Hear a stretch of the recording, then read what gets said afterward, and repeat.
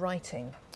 As Jane was saying, the complaint against Julia Kirkbride not upheld. That is the latest on all of this from Westminster. We'll bring you more in the next couple of minutes. Now let's catch up with the day's latest business news. Susanna Streeter is here with news of cars and other matters, I guess. Yes, Jen, it's been a very, very busy morning as far as business is concerned. First of all, Toyota has announced a safety recall of more than 1.5 million vehicles worldwide to fix a brake fluid leak that it has warned can gradually diminish braking performance. Around 17,000 cars are to be recalled here, and the models affected in Britain are the Lexus IS, GS, RX and GS300.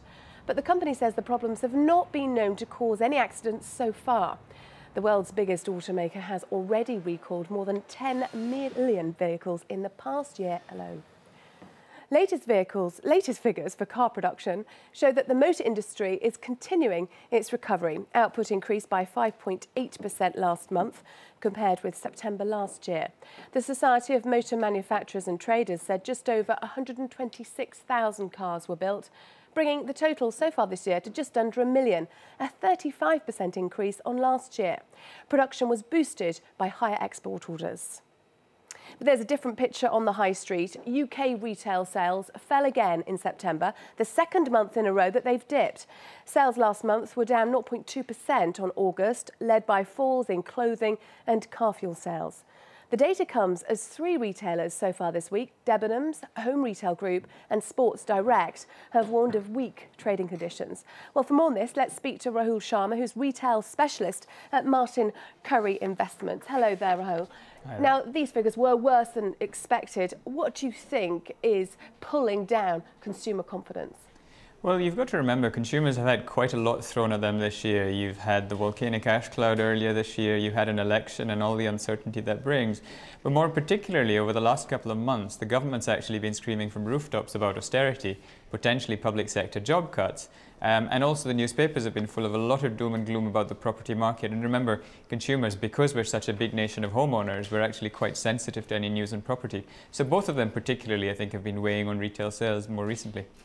Now that plans for the cuts have been set out, although a lot of detail is still to be digested, do you think this may help give consumers more confidence?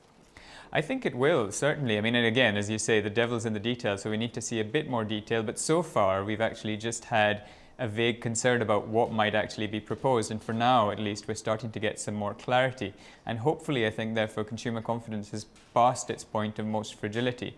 That said, I think consumers will remain cautious until more of this remains clear, particularly when it relates to bigger ticket items such as things related to housing. I do think, though, that unemployment generally has been lower than we expected, and so those in jobs may be while feeling cautious, are probably still feeling a little bit more confident of treating themselves to small things. So I do think smaller ticket things like an item of clothing from Zara or H&M, might actually do quite well. Housing might still be a little bit tough.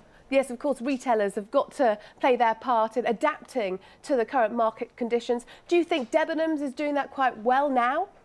I think Debenhams is in a better place than it certainly was 2 or 3 years ago. They've started bringing in fresher, more exclusive merchandise, so stuff that you can't find at other department stores, which makes them a destination to shop in their own right. That's actually quite good for their margin as well, because they actually make more money on that product. The trick with Debenhams, though, going forward, you've got to remember this is a slightly more moderate income shopper than many of the other retailers in the high street. A lot of their customers tend to be public sector employees, so they're doing all the good things from a company-specific point of view.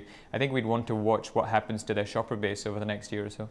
OK, Rahul Sharma from Martin Currie Investment Managers, thanks very much for joining us. Just time to tell you what's been happening on the markets so far today. As you can see, the FTSE 100 is up 39 points, 0.7%. Debenhams, we were talking about just now, you see up 8.3%, up nearly 6 pence so far today. That was after Debenhams came out to say that actually like-for-like sales rose last month. That was after pretty flat sales over the year ending the end of August. And they say that their strategy of trying to bring in more in-house brands seems to be working.